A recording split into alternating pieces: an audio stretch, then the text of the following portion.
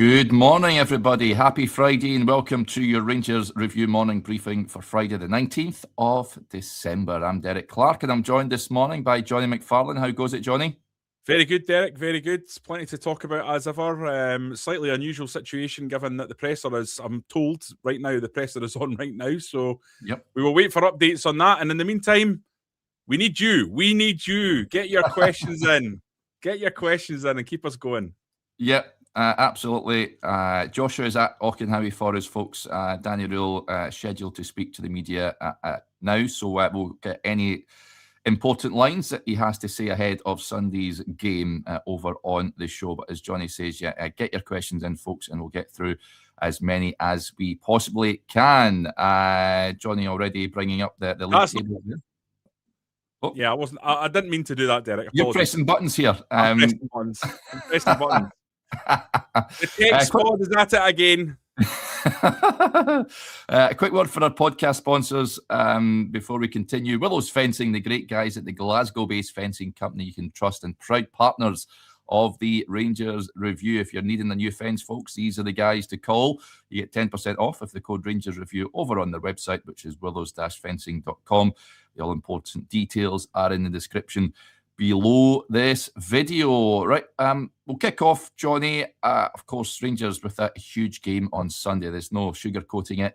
Massive in terms of the league campaign, whether Rangers have a realistic shot at the title or not. And we couldn't have said that not so long ago. I recall that you saying pretty early on that Rangers were out of the race. Have you changed your tune at this juncture, given what we've seen from the top two? That's a low blow bringing that up, Derek. That's a low blow. I think you were the same. We were all the same, weren't we? I know, I was the same as well. Listen, you've got to have takes, don't you? And fundamentally, I believe that. What was it that there's a famous philosopher that said consistency is the hobgoblin of small minds, Ralph Waldo Emerson. So that's why I'm not consistent, and I'm not going to be consistent on this, because there is absolutely no doubt when you look at that league table, Derek, when you look at it clearly and you see that if Rangers win their game in hand and beat Hearts, then they're going to be 3 points behind Hearts. That's if they do those things, by the way. I'm not taking that as a gimme in any way, shape or form. Yep. And then Celtic, they are 3 points behind. So the facts are the facts. If Rangers beat Hearts at Tynecastle on Sunday, and to be honest, even if they get a draw, we're going to see a bunching up, I think, of the clubs at the top that are fighting it out for this title. So what an opportunity, an incredible opportunity. When you look at that table, Derek, and you see that in 16 games, Rangers have drawn 8 draws in 16, and they're still right in the thick of the title race. It's utterly remarkable, and it can only point to the fact that Scottish football this year is utterly beeping, and I'm not swearing for YouTube, but utterly bonkers. Crazy. We've never seen a season like it. In Europe, we're absolutely shocking. Again, I would want to swear, but I can't. But domestically, we are seeing a season like absolutely no other in my lifetime. Everyone can beat everyone. Dundee United with Jim Goodwin, oof, you wouldn't want to go there. St Mirren under Stephen Robinson, oof, you wouldn't want to go there. Aberdeen's never an easy place to go. Motherwell playing fantastic football. Hibs is always a challenge. You know, Hearts, I mean, every place you go, every away game for every club is a challenge. There's no gimmies. And, you know, people would say this is what you've been crying out for years, some level of competition. I think where we're coming from in this podcast is we'd like to see that, but at the same time, you'd like to see Rangers be better prepared for the challenges that they face, and think that we know if they go out in the January window and sign a few good players, which I think they will, or they'll certainly spend money, then what a chance. What an opportunity. And after the Russell Martin debacle, the Kevin Thelwell, Patrick Stewart situation, imagine if Rangers win the league title after all that. There's just never been a season like it, Derek. And no. Look at that table. What an opportunity. And by the way, Rangers have only lost one game. What? I know. One game domestically. I mean, it was controversial as well, Johnny, because it's against Sunday's opponents, and we all know what the handball incident that happened there, a few other dodgy calls in that game. So I don't think Rangers should be fearing Hearts in any way, despite them sitting top and deservedly so at the top of the table at this point. I think they've had a bit of a shot in the arm recently, given they had a few draws. Of course, they lost it up at Pittodrie, but I think that win at Parkhead has given them a bit of an adrenaline boost, if you like. And then, of course, they won last weekend at Falkirk. So, biggest game of the season. I don't think there's no doubt about that on Sunday. For me, lots of comments coming in. I think you hear of the phrase must win a lot with Rangers. I think this is a must not lose game for me. I think I said it before and I took a bit of stick for it. I'd probably take a point at this point and move on. But if Rangers win it, then wow, give Rangers such a shot in the arm, wouldn't it? Oh, absolutely, Derek. What an opportunity. I mean, look, Hearts are a good side. I don't think they're unbeatable or anything spectacular. No. Where I think they deserve huge amounts of credit is how big a jump they've made from one season to the next. I think that is absolutely substantial, and that's a huge credit to Derek McInnes and the work that he and the recruitment team in particular have done, because they've gone out and spent very little and they've been able to bring in players that have really performed in the Scottish Premiership.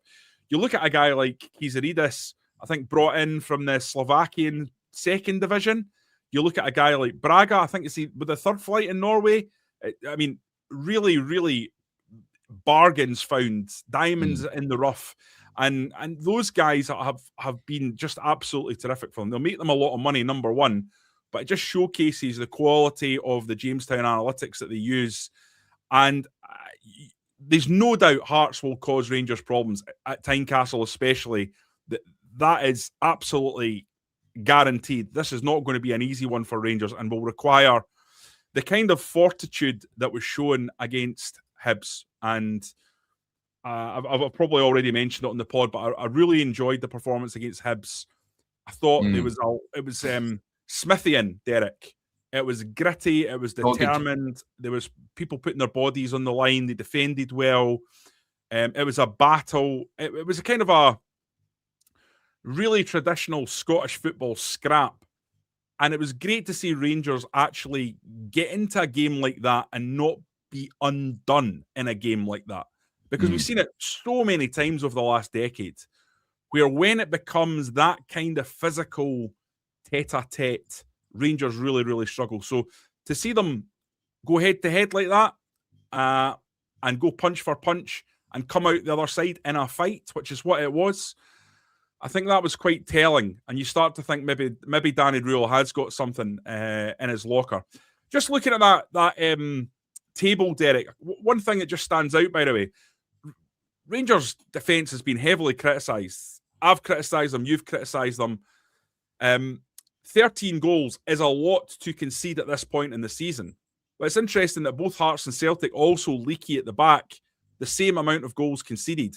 By the way, just if you want a contextual kind of comparison there, the last time Rangers won the league, the 55 season, how many goals did they concede in 38 games, Derek? Was it 13 by any chance? It was 13, yes. So it shows you the levels when it comes to winning a title. But here's the thing, Derek. Those levels have gone out the window. Like the Michael Beale seasons, the season that Michael Beale was in charge for the majority of the season, the Philip Clement season, when he was in charge for the majority after he took over from Beale, Gio's season, these are all title-winning seasons based on the form of the other teams that are around Rangers. So you don't have to get to those 55 levels to win the trophy this year. No. You just need to get together some level of basic competence. Rangers are going to lose games before the end of the season. They'll draw games. They will. This is not going to be a squad that's going to be able to go on a title charge like that 55 team did without losing. But you're not going to need to be at those levels. The main thing Rangers need to do, they need to get that goals against closed off so it's a lot less than it has been, but they need to get those goals up, Derek. That's the thing that worries me looking at that league table. Rangers are 5th for goals scored. Motherwell, Hibs, Celtic and Hearts have all scored more. And Hearts have actually scored 11 goals more, which is a fair amount across the amount of games that they've played. I know they've played one game more, but it's quite a lot. So to me, what does that tell me? The amount of draws, the lack of goals scored, Rangers need to find a way to create. And that's not news to anyone, really, but it underlines the importance. Because if you add that, then this is an enormous chance. And don't forget, Derek, this is so important. Guess what happens if you win the league this year? No, I know. Right in the Champions League for the last time. The last time, because after that, it becomes that nightmare Champions route where you can end up drawing a very, very good team. It's difficult. So there's a £40 million bounty that's riding on this season, and what a chance! What an opportunity! Yeah, it's massive. The Hearts will see it as a massive opportunity on Sunday as well, given Celtic's troubles at this point in time. It looks like they're sticking by Wilfred Nonce for now, which is quite surprising, I've got to say. But yeah, I think is it surprising that they've not sacked a manager after 2 weeks? Well, I'm with you on that. It's madness to sack a manager after 2 league games, but hopefully he can continue in the post for until the end of the season at least. I think that'll give him ample time to try and import his ideas on the team. So yeah, I hope the Celtic fans just lay off him a little bit and they let him work over there. But yeah, let him cook, as Thierry Henry said. What's that? Let him cook, as Thierry Henry said last night. Listen, I think what they've done across the city is exactly the same as what Rangers did with Russell Martin. Yeah, they've gone and got an ideologue manager who can't change and won't change. So they are going to struggle in certain games and certain situations. And that's why, again, I say the level of competence that Rangers need to have to win this title is going to be less than what it has been in previous years. And you need to remember, like, Rangers go on a bad run where they lose a couple of games. I think they can still end up winning this title because fundamentally, Derek, there is not much between these teams. And Rangers have one of the worst squads in their history. Celtic definitely have one of the worst squads, certainly in the last, in their history too. Yeah. And Hearts are taking advantage of that at the moment. But there's a big question mark over Hearts. Even Hearts fans would admit. It's one thing being at the top of the league at this point. It's another thing sustaining it right to the end. April, May, squeaky bum time. Can you hold on to your nerve? And that's going to be their challenge if they get that far. Rangers and Celtic, it's going to be about what they do in January. And January is going to be the month that will define this title race. Yeah, all 3 clubs needing work done, that's for sure. Lots of comments coming in, so we'll get to them. Just your great quote at the start of the show has sparked some other quotes, which I'll bring up. It says, a famous philosopher once said, naughty, naughty, very naughty. A shaman's plan there. What a song that was, incidentally. Ebenezer Good. Don't make songs like that anymore. And James Butler's using the old Office Des Way quote. Money don't make my world go round. I'm reaching over higher ground. I didn't realise I was doing an accidental Brent with that, Derek. You should have stopped me. So big fan of that. And just on the bleeping, the Don 90 says we need a Rangers review after dark so Jonny can let it all out. Yeah, good idea. Yeah. That would be me and you doing that because there's no after dark with Joshua. No. Joshua that you see in the morning is the Joshua you see at 11 o'clock at night. Yeah, absolutely.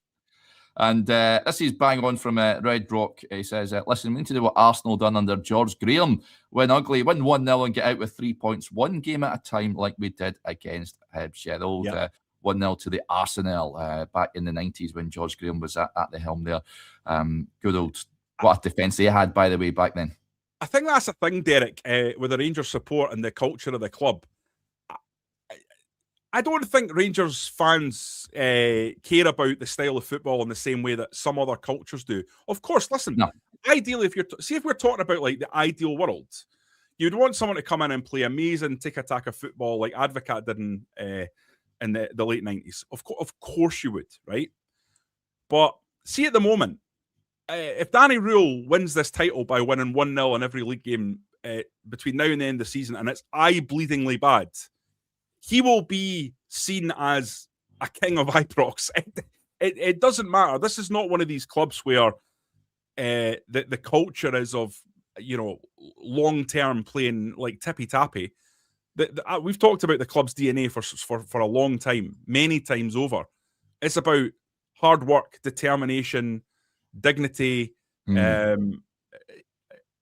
working together, elite performance, and scoring goals and winning games. And that thing that I've just said at the end, winning games, that is absolutely the most important thing at Rangers. And if you do that, you'll be a hero. And if you don't, and there's very little else to it. Now, if Danny Rule was winning titles 4 years, 5 years down the line, and it was still eye-bleeding football, and okay, maybe there's a conversation to be had. But I think the whole 1-0 to the Arsenal thing is a great point, and totally stands as far as this season concerned. Yep.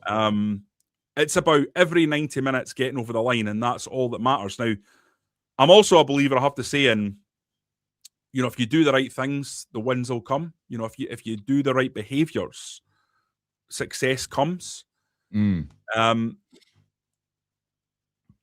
I also think that you're going to have to almost see Danny Rule pulling a rabbit out of the hat for every game until you get players in. Because I look at the squad, Derek, and I look at the capabilities of the players that are available, and I look at the kind of mismatch some of them have had with Scottish football so far, the inability to adapt and to get with the groove and the pace of the game here. And I think to myself, that manager has been dealt a really, really bad hand, and he's played it so far superbly well. I think he's averaging 2.4, 2.5 points per game, which would put him right up there as Rangers managers. Early days, Derek, small sample size, but a seriously good points per game average so far. And if he can keep that up, and that's a big if, but if he can, then I think there's something special cooking potentially. Now, at the same time, Derek, Rangers could absolutely lose this game at Tynecastle on Sunday. It could burst the bubble. But you know what? See, even at that point, I don't think it's over. I think this title, there is huge twists and turns left in this title race, because these are three. Hearts are good for Hearts. But Hearts have been a third or fourth or fifth team for a long time. They've even been relegated in recent years. Let's not forget. Although let's not get into the dubiety around the COVID season and what happened there, because that was extremely unfair. But I don't think anyone should be throwing the baby out with the bathwater, because if January is right, Rangers have still got a big chance. I think both these other teams in the title race will drop points. Yeah, they will. Yeah, there's no doubt about it. Let's get some interesting points that are coming in at this point. But we've got a line from Danny Rule from the press conference, as we touched on earlier, Joshua, there for us, just on planning for the January window. He says he's looking at players' mentality much more compared to previously. Normally only looks at the tactical details, but he believes that how players respond to setbacks, etc., is just as important here. Now, he said sort of that before. He wants to bring in players that understand what it means to play for Rangers, which is music to my ears. And it's some of his comments, certainly post-match after Hibs, I did enjoy, saying that he's not interested in the tiki-taka stuff. It's all about results and getting points on the board, which is what you want your Rangers manager to be saying after you put wins on the board. So, certainly saying the right things at this point in time. In January is huge. There's a point, that's 1 point coming in from Guardian Zero, says, what striker do we buy in January?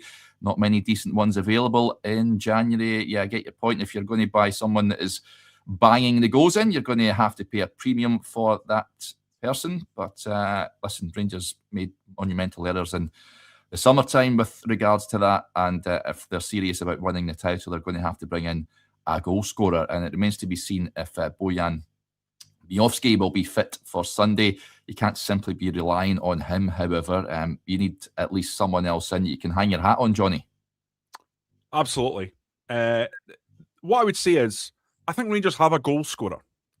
They have a guy who, if you give him chances, will score goals.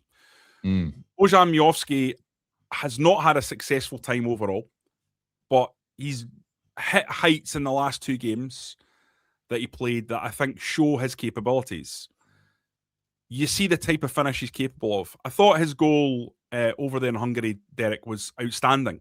The acrobatic nature of it, the kind of the speed of mind, the quickness of thought that you have to pull off that finish, and also the dexterity to actually do it, speaks to a guy that is capable of the spectacular, and we saw that at Aberdeen. And then contrast that with the finish for the second goal against Kilmarnock, where it's the deftest of finishes, isn't it? It's the cleverest of finishes. He goes into a corner that completely wrong foots both the defender and the keeper. It's the kind of thing we were expecting from Miovski when he arrived. It's a mark of quality. And you know what, Derek? I'm seeing someone in the comments talking about it. And this is something I've actually been thinking about for quite a while, right? I think in this transfer window, if it was me, I'd be looking to bring in players who know this league and also know this club. That's why I think Joe Aribo is such a sensible deal to do. Because you've got a guy that knows the league, knows the club, has performed before. There's no reason why he won't perform again.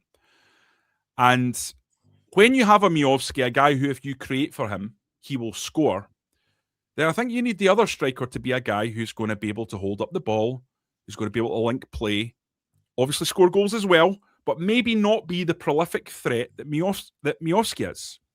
One of the things I loved about the Jermaine Defoe, Alfredo Morelos combination is Defoe was always going to get you more goals than Morelos over the course of a season if they played the same games. Defoe was a goal scorer. Yeah. But Morelos could do things in games that Defoe couldn't do. Morelos could hold the ball up, could take on 2 or 3 defenders at once. And do you know what? I was having a look at Morelos' stats the other day, Derek. I think he scored 20 goals this season in Colombia. I think he's got himself looking fitter. I think he's got himself sharp. I think he would be desperate to move back to Europe. Still only 29. What do you think? Would you take him? I would take the an out of condition Morelos over Yusuf Chermiti. That's for sure. This is the thing. This is the thing. You have to improve. So if you improve, why not? That would be mad. That would be. I seen it was kicking off. I think one of his teams over there. Well, his team over there. It was kicking off. I seen someone saying that he just assumes Morelos is behind it, so the fans are kicking lumps out each other and what have you. But yeah, that would be box office if Rangers were to bring Alfie back. But Rangers need a bit of nastiness back, don't we? I think we all agree on that, don't we? Yeah. You know, they need a bit of piss and vinegar. I've said this before. Players that are actually, you know, they want to win, and they want to win so badly they'll do stuff that maybe others wouldn't. That's part of it. It's the desperation to get over the line. Now, listen, I get it. Morelos, I mean, let's be honest, he was a bit of a disgrace in his final season. It wasn't good.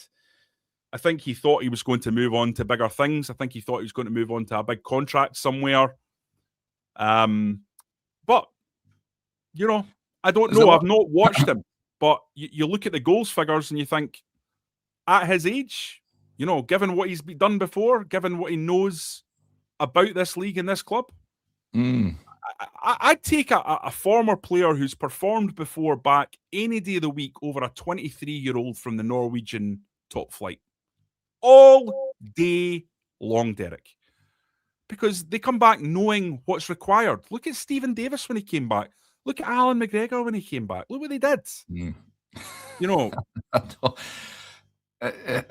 It's you often hear though Rangers fans pining over ex-players and bringing them back. I'm not, and I get it. Sometimes we romanticize a lot about players that once they leave, you go, oh, bring them back, and everything will be great. So Yeah, but certainly Morelos, the Morelos shout is getting a lot of support in the comments. So there you go. He's someone that is still obviously fondly remembered at Ibrox. This is an interesting one.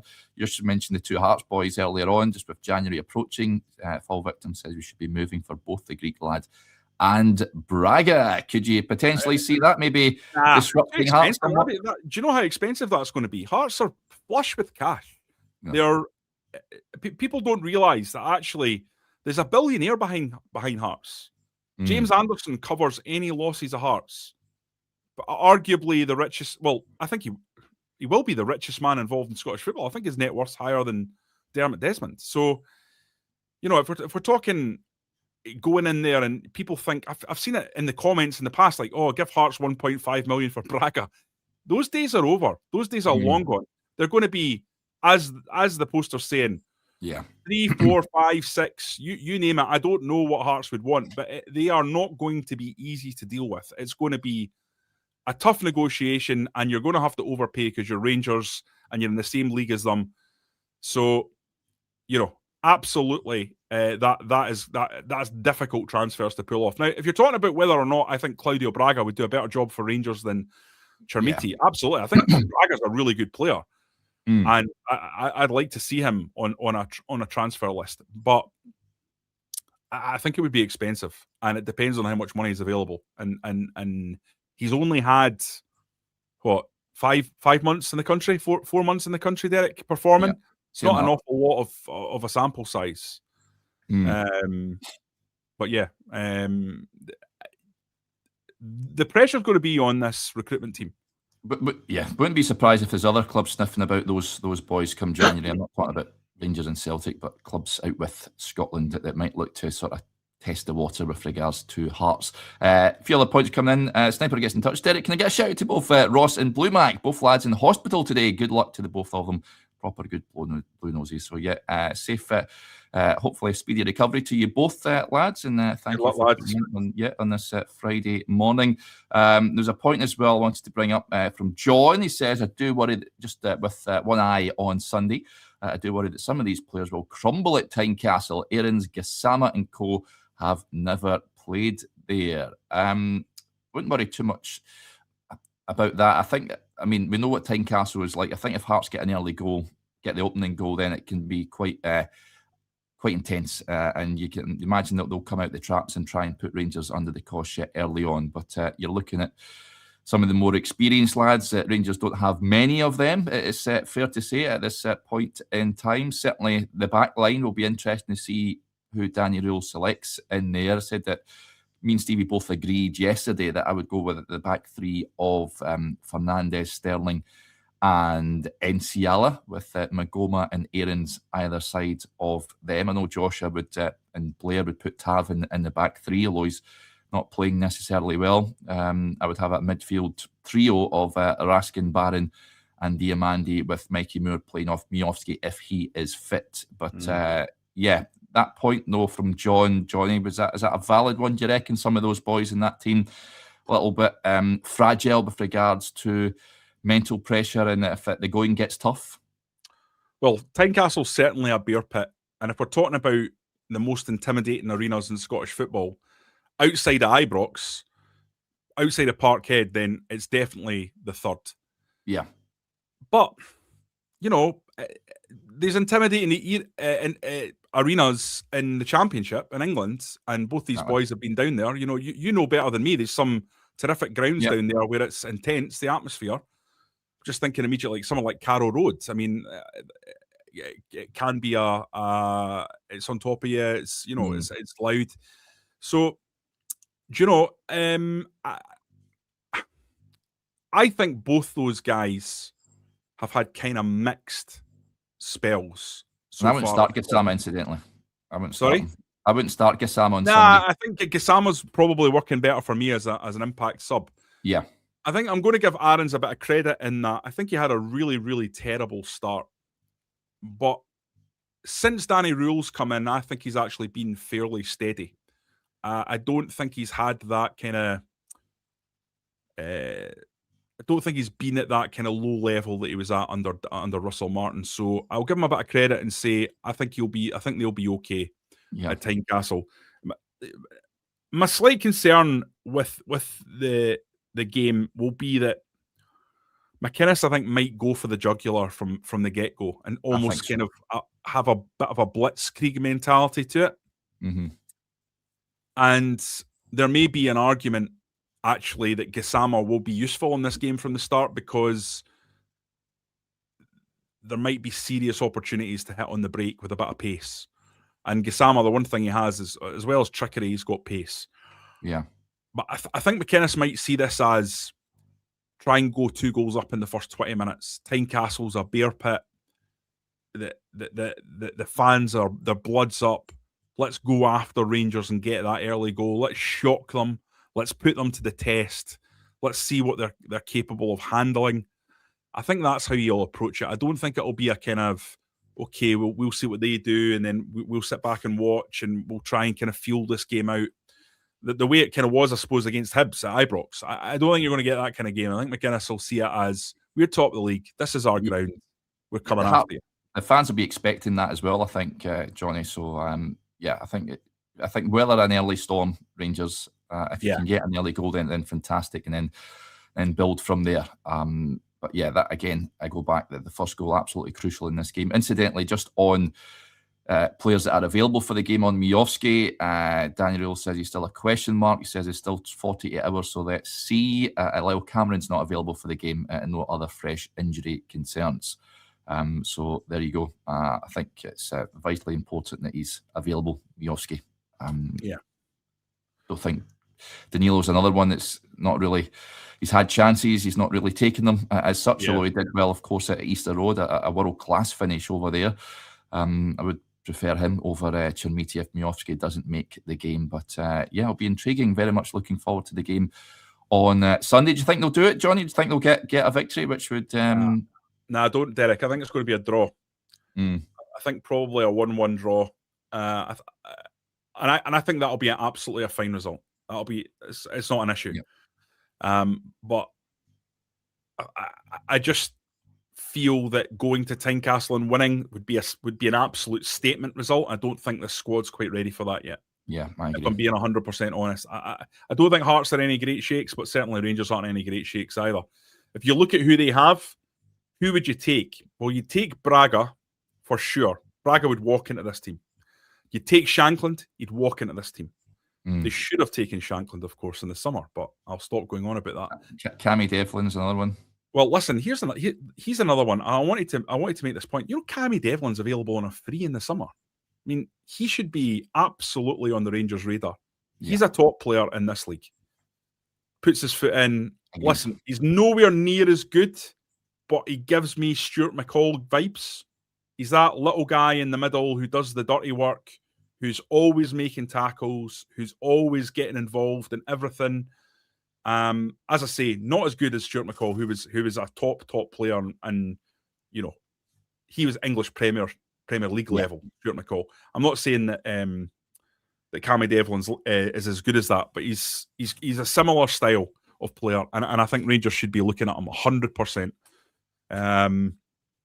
You look at the other ones that they've got in there. I think Bamangini. I can't pronounce his name. I'm sorry. I'll take your word for it. Anyway. Really, Beningame. Yeah, that's it. Beningame. got there in the end.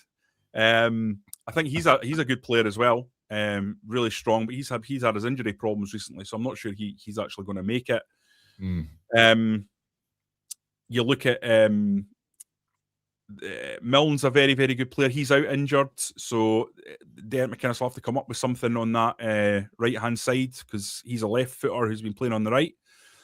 And at the back, listen, you look at their two centre-backs, Finlay and Halkett.